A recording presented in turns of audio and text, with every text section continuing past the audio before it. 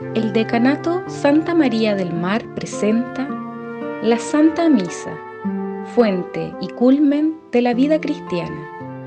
Queridas amigas y amigos, junto con saludarles, queremos dar inicio a un ciclo de 4 conferencias o catequesis sobre la Eucaristía. Es nuestro sincero deseo que sean de provecho, formación y mayor amor a la Santa Misa y a la Sagrada Comunión, ya que como diócesis nos estamos preparando cuando llegue el momento a volver a ser como una primera comunión para muchas, para muchos. Va a ser un momento como ese día feliz en que después de meses recibirán por primera vez el cuerpo de Cristo. Los 4 temas que vamos a tratar son los siguientes. El primero, la Iglesia vive de la Eucaristía. El segundo, las 2 mesas de la Eucaristía. El tercero, la comunión y sus frutos. Y el cuarto, la proyección apostólica y social de la Eucaristía. Hoy veremos el primer punto, que es la Iglesia vive de la Eucaristía. Cristo ya no vive aquí abajo con su cuerpo físico, sino que vive en su Iglesia, esposa suya, pueblo de Dios y madre de los creyentes. Cristo vive en la Iglesia como su cabeza y la gobierna invisiblemente por medio del Espíritu Santo. Vive en su Iglesia, la sustenta y la vivifica. Tenemos un documento muy importante de San Juan Pablo II, la carta encíclica Ecclesia de Eucaristía, que precisamente trata el tema sobre la Eucaristía en su relación con la Iglesia, que les recomiendo a los grupos parroquiales, a los colegios, a los movimientos, que puedan volver a leerla, a estudiarla, desde ya los sacerdotes, diáconos, religiosas, personal consagrado. Y dice en su número 1 una frase que lo dice todo: la Iglesia vive de la Eucaristía. Esta verdad no expresa solamente una experiencia cotidiana de fe, sino que encierra en síntesis el núcleo del misterio de la Iglesia. Porque cuando decimos que la Iglesia vive de la Eucaristía, estamos diciendo que la Iglesia vive de Cristo. La Iglesia vive de Cristo. Tú y yo hemos de vivir de Cristo. Que Cristo esté en nuestros corazones, que reine en nuestros corazones, que tu forma de pensar, tus puntos de vista, tu manera de reaccionar, tu escala de valores, tus opciones, incluso tus crisis, tus dudas, tus decaimientos, tus momentos difíciles, sean siempre vistos desde Cristo, con los ojos de Cristo. Esta experiencia, con alegría, como se realiza continuamente en múltiples formas, ahí tenemos la promesa del Señor. He aquí que yo estoy con ustedes todos los días hasta el fin del mundo. Esta frase, hermanas, hermanos, ha sido de gran inspiración para las santas y santos. La presencia de Cristo en la Iglesia, su fidelidad, su compañía, esa certeza que nos asiste de que no estamos solos, de que el Señor está contigo y está conmigo, que el Señor está en la Iglesia, que el Señor desde la Eucaristía fortalece la vida del pueblo de Dios. Y pensemos, hermanos, hermanas, ¿por qué Jesús se quedó en la Eucaristía? ¿Por qué la Iglesia vive de la Eucaristía? Porque es algo constatable y fácil de comprobar lo débiles que somos, lo inconstantes que somos, lo caprichosos que somos, cómo nos cuesta tanto esa palabra bellísima que sobre todo se refleja en la Virgen María, la fidelidad, que nos entregamos al Señor con cuentagotas, que damos un paso para adelante y otro para atrás, que nos sentimos agredidos, mordisqueados por el ego, por el amor propio, por el orgullo, por la sensualidad, por el amor a las cosas materiales, por el reconocimiento, por el prestigio, que a veces somos signos dentro de la Iglesia de división, que queremos que todo se vea desde el punto de vista que yo lo veo, que mi idea sea la dominante, que nos cuesta aceptar al que piensa distinto, etcétera, etcétera. De todo eso, Cristo es consciente. Por eso se queda con nosotros, porque sabe nuestra debilidad. Sabe que tú y yo, la Iglesia del siglo XXI, seguimos siendo un Pedro temeroso, tembloroso, cabeza gacha, que cuando le dicen, tú eres, sí, tú eres uno de los discípulos del que van a crucificar, y decimos, no lo conozco. Ese miedo, ese temor, el Señor es consciente, el Señor lo sabe, porque Él ha venido a sanar los corazones afligidos, los corazones quebrantados. Entonces la Iglesia vive de este amor de Cristo, de esta fidelidad de Cristo. Fíjense que el apóstol San Pablo, su primera carta a los Corintios, capítulo 1, versículo 25 al 29, dice, porque la verdad divina es más sabia que la sabiduría de los hombres, y la santidad divina más fuerte que la fuerza de los hombres. Mirad, hermanos, ¿quiénes habéis sido llamados? No hay muchos sabios según la carne, ni muchos poderosos, ni muchos de la nobleza. Ha escogido Dios más bien lo necio del mundo, para confundir a los sabios. Y ha escogido Dios lo débil del mundo, para confundir lo fuerte, lo plebeyo y despreciable del mundo. Ha escogido Dios lo que no es, para reducir a la nada lo que es, para que ningún mortal se gloríe en la presencia de Dios. Hermanas, hermanos, qué maravilla este texto. Nos hace mucho bien, como decimos en Chile, nos agacha el moño, nos vuelve a la realidad, a que la arrogancia, a que creer que, o imaginarnos que, o suponer que nosotros podremos continuar la obra del reino, de su paz, de su justicia, de su fraternidad, eso es un error. Solamente la presencia fiel de Cristo, en la palabra, en el pobre, en los que están reunidos en su nombre, en los sacramentos, en el ministro que preside las liturgias, y en la forma más augusta y maravillosa, en su presencia permanente, fiel, oculta, viva, de la Eucaristía. También podemos citar el texto de los discípulos de Emaús, que son la Iglesia caminante, unos momentos con alegría, unos momentos con entusiasmo, unos momentos con sueño, otros momentos pateando piedras, arrastrando los pies, mirando para atrás, confundidos, desorientados, sin sentido, pero ahí está Cristo, porque la Iglesia vive de la Eucaristía. Primero le fue hablando la mesa de la palabra,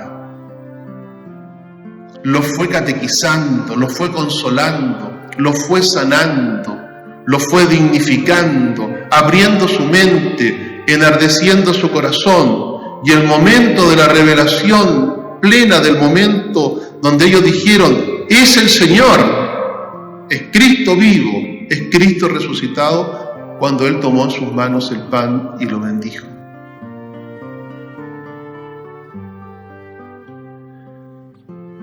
Este tiempo donde estamos casi recluidos en nuestras casas nos hace valorar mucho más nuestra vida comunitaria, nuestra vida como pueblo de Dios, como hermanos, la necesidad tan grande que tenemos de estar juntos, de vivir nuestra fe, de apoyarnos, de valorarnos.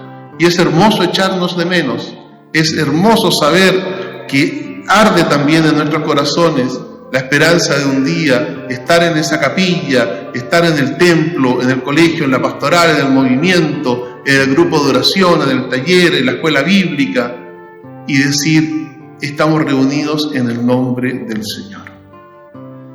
También la presencia de Jesús en la Eucaristía es una invitación para la Iglesia a ser contemplativa, católicas y católicos de oración, cristianos profundos, cristianos que tienen tiempo para estar con Cristo, una iglesia orante, una iglesia en espíritu de adoración, y en esa oración y en esa adoración sentirá el impulso renovado de ser una iglesia llena de discípulos y discípulas, misioneros, misioneras, de anunciar el reino de Dios. Sin la fuerza del Señor, sin la presencia fiel y consoladora y santificante de Cristo en la Eucaristía, nosotros decaeríamos, no nos podríamos levantar, no podríamos decir las maravillas que el Señor ha hecho en nosotros, como lo dijo la Virgen, porque la Iglesia está llamada a cantar las maravillas del Señor, que ama al pobre, que ama al extranjero, que ama al que no tiene recursos, al que no tiene reconocimiento social, al que está enfermo, al que es discapacitado, al que está postergado. Sin la presencia de Jesús en la Eucaristía, la Iglesia no podría vivir las bienaventuranzas, no podría tener ese espíritu y ese corazón y esas entrañas que son las del corazón de Cristo. La Iglesia tiene una misión muy grande, una misión tremenda, que nos asusta. Que Jesús viva en el corazón de cada mujer y de cada hombre, y que esa mujer y ese hombre vivan en comunidad el don de la gracia y transformen el mundo con el fermento del Evangelio. Esa es la misión de la Iglesia. Y es fácil constatar lo débiles e impotentes que somos para realizar eso. Creemos, nos imaginamos, nos figuramos, incluso deliramos creyendo que con un plan, con una organización, con una proyección, o con los medios sociales o con lo que fuere, nosotros vamos a cambiar el corazón de las personas. El único que puede cambiar el corazón de las personas es Cristo. Como cambió el corazón de María Magdalena, de Zaqueo y de tantos otros personajes de la Biblia. ¿Qué sucede? Cuando la Iglesia vive de la Eucaristía, es una iglesia osada, es una iglesia que rompe modelos, es una iglesia capaz de generar nuevos estilos de apostolado, nuevas formas de evangelización, nuevas formas de llevar la palabra de Dios. No se queda ahí, no repite más de lo mismo, no es hoy, mañana y pasado lo que fue ayer, antes de ayer y el siglo pasado. Tiene esa necesidad de entrar en contacto con la mujer y el hombre de hoy, con los jóvenes de hoy, con la sociedad de hoy, con la política, con el mundo laboral. Pero no entrar en contacto para nosotros tener una conversación placentera, sino que entrar en contacto para que ellos conozcan a Cristo, para que se asombren del amor de Cristo, para que puedan decir, he conocido al Señor, he visto al Señor, he sentido su amor, he sentido su gracia.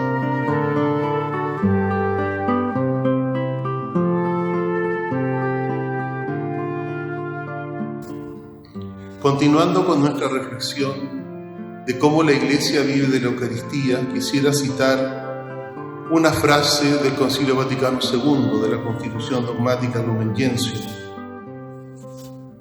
Pues con razón ha proclamado el Concilio que el sacrificio eucarístico es fuente y cima de toda la vida cristiana.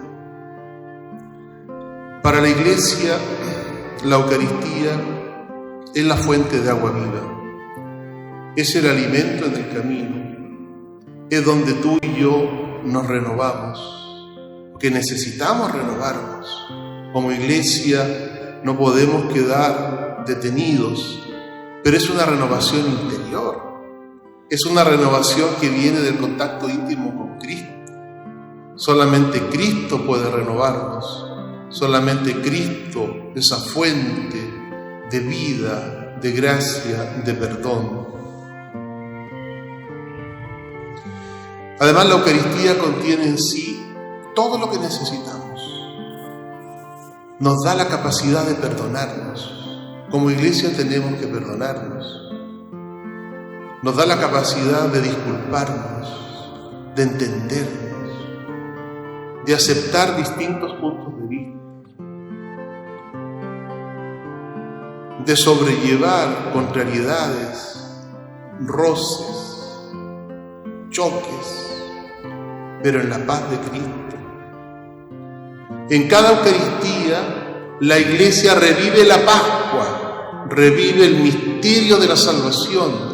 En cada Eucaristía, la Iglesia y los cristianos nos unimos a la muerte de Cristo, nos unimos a su ofrenda, y nos unimos a su resurrección y acogemos su envío, ir por todo el mundo a predicar el Evangelio. Así es que nuestra mirada como Iglesia se dirige constantemente a la Eucaristía, a Cristo vivo en el Santísimo Sacramento. Hace muy bien las católicas y católicos, los consagrados, que dedican todos los días un momento para estar con el Señor,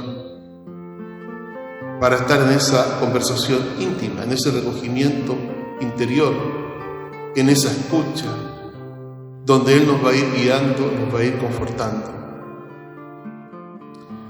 Quisiera destacar otro aspecto importante de por qué la Iglesia vive de la Eucaristía. La Eucaristía, leemos en la plegaria eucarística número 3, esta frase, que el Espíritu Santo congregue en la unidad a cuantos participamos, de plegaria eucarística número 2, a cuantos participamos del cuerpo y sangre de Cristo.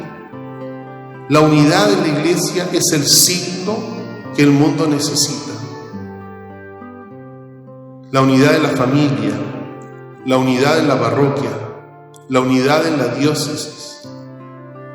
Que demos ese ejemplo de unidad. Pero la unidad es muy difícil, porque somos distintos puntos de vista, apreciaciones, cosas que nos molestan de uno y del otro, incluso opciones totalmente opuestas, contrarias, contradictorias, y nos preguntamos cómo podemos dar un testimonio de unidad, cómo la Iglesia puede vivir la unidad si somos tan distintos y cada una y cada uno quiere que su idea sea la que se destaque, su forma de ser la que prime, su apreciación la que se imponga.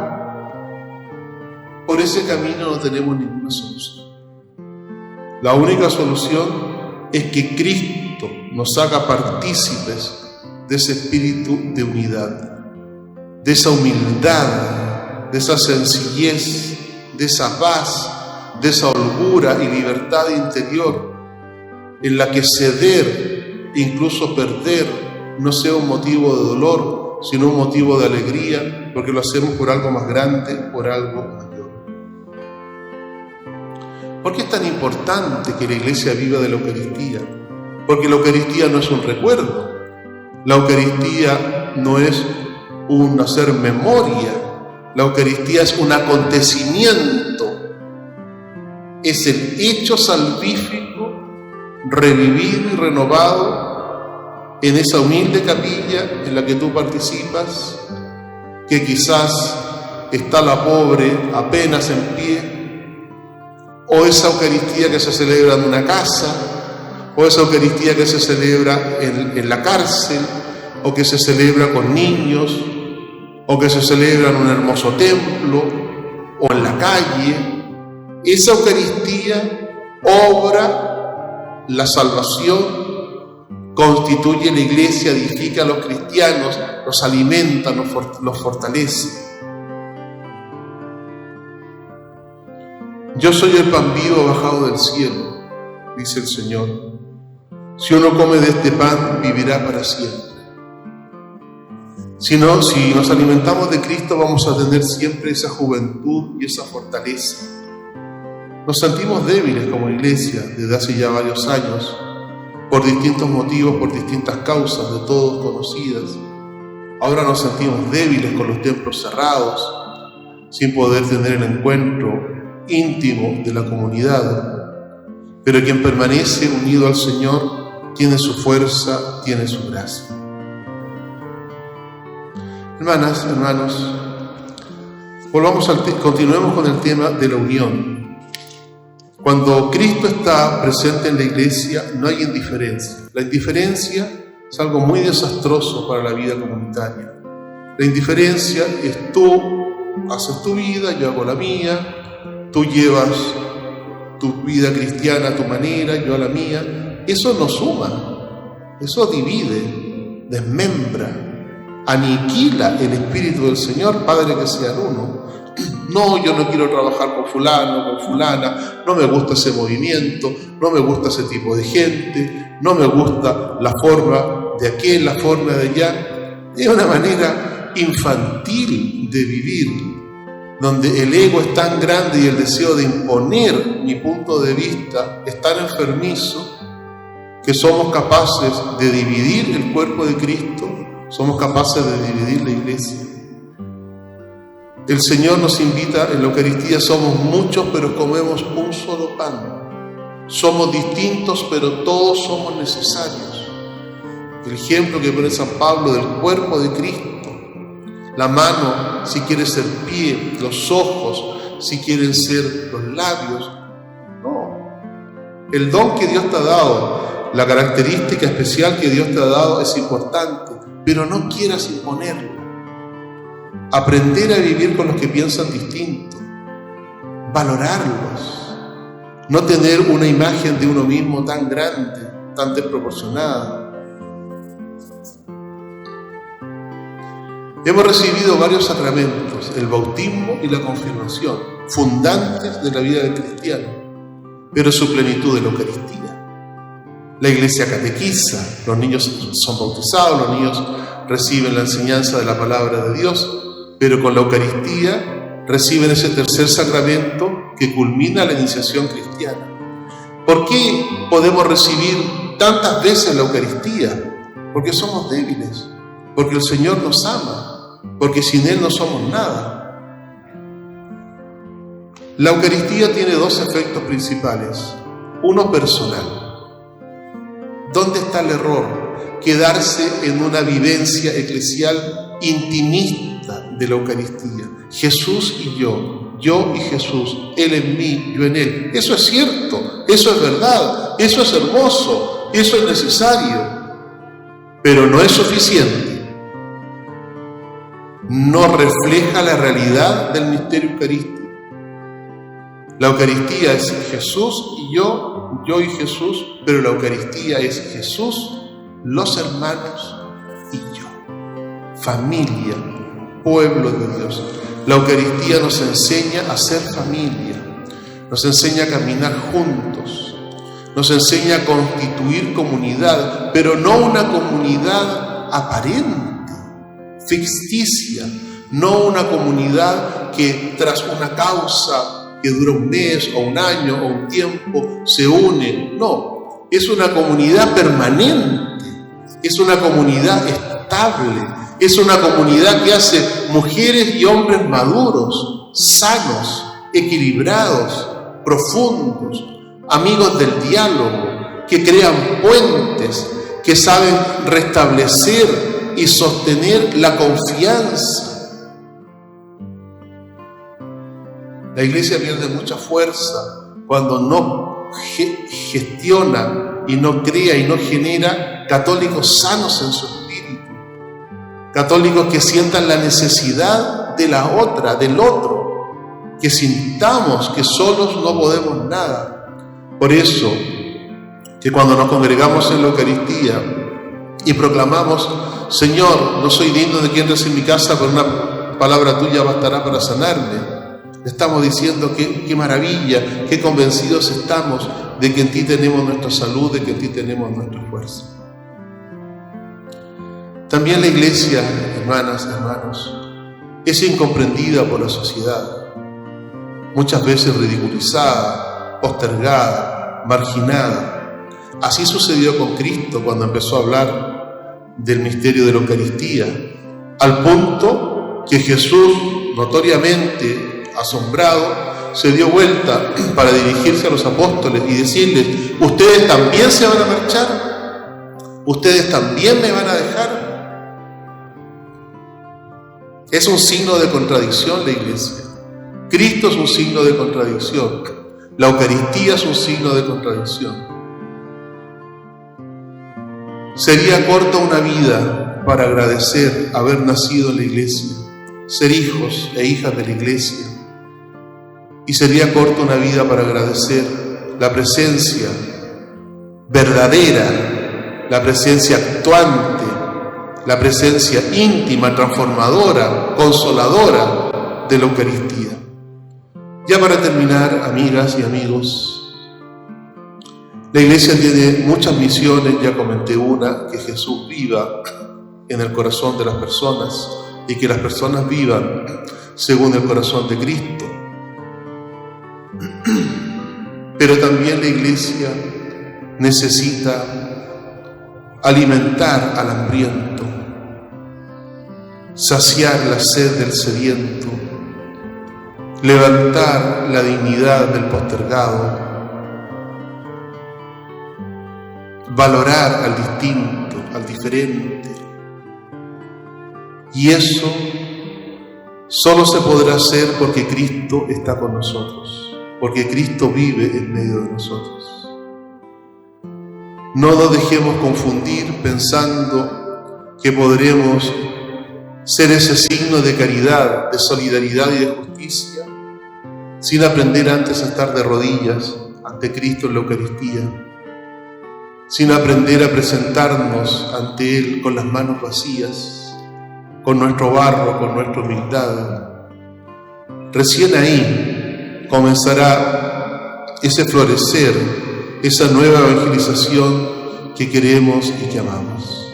A nuestra Madre Santísima, la Virgen, que tuvo en sus entrañas a Cristo, el Hijo de Dios, el pan vivo, a ella nos encomendamos y a ella le pedimos que como Madre de la Iglesia, que como Madre de las cristianas y cristianos, anime al pueblo santo de Dios a amar la Eucaristía y atraer a las hermanas y hermanos, aquellos que no le conocen o que están distantes, a esa fuente, como la sierva que busca la fuente de agua viva, para que experimenten la alegría y el gozo de poder decir lo que dijo San Pablo: para mí la vida es Cristo. Que Dios les bendiga, que nuestro patrono San Antonio de Padua les ampare, en el nombre del Padre, y del Hijo, y del Espíritu Santo.